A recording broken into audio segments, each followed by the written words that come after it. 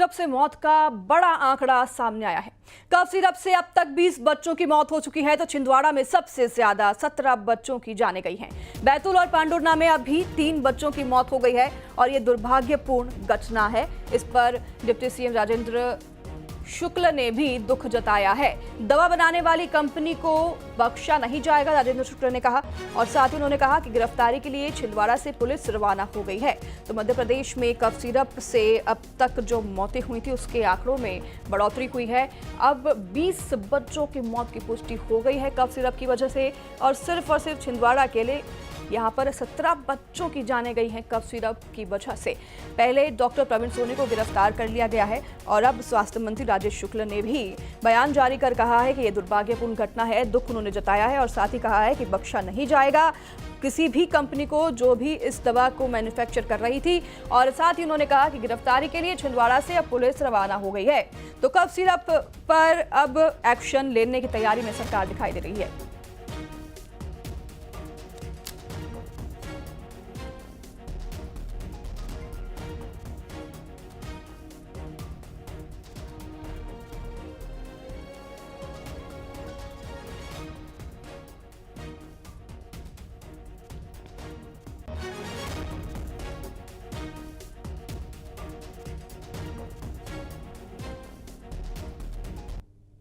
ये बेहद दुखद और दुर्भाग्यपूर्ण घटना में छिंदवाड़ा और पांडुरना और बैतूल में मिला के 20 मासूम बच्चों की मृत्यु हो चुकी है। सरकार बहुत सख्त है।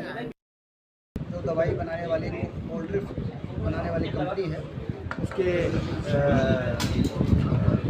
ओनर को गिरफ्तार करने के लिए छिंदवाड़ा से पुलिस की टीम चेन्नई और कांचीपुरम पहुंच चुकी है और कड़ी से कड़ी कार्रवाई की। वो हड़ताल में न जाएं, वो अपना काम करें और 4 साल से कम बच्चों को कोई भी कफ सिरप न देने का जो एडवाइजरी भारत सरकार की है, ICMR की है, उसका पालन करें, ऐसा मैंने उनसे निवेदन किया। कोल्ड ड्रिंक कफ सिरप पर बैन पर स्वास्थ्य मंत्री श्याम बिहारी जायसवाल ने भी कहा कि हमारे यहाँ ऐसे सिरप की सप्लाई नहीं हो रही है। फिर भी एहतियात के तौर पर प्रदेश में कोल्ड सिरप बैन किया गया है और दुकानों में कड़ी जांच हो रही है। 2 से 5 साल के बच्चों को स्पेशलिस्ट की सलाह पर ही दवा देने के निर्देश दिए गए हैं और जनता के स्वास्थ्य से बढ़कर कुछ नहीं है।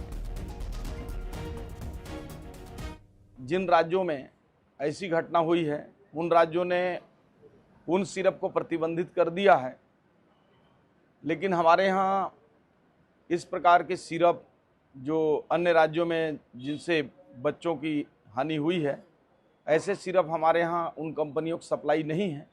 फिर भी हम लोगों ने एहतियातन उस बैच के सभी दवाइयों को छत्तीसगढ़ के लिए प्रतिबंधित कर दिया है ताकि किसी प्राइवेट दुकानों में भी उस बैच की सिरप सप्लाई ना किया जा सके।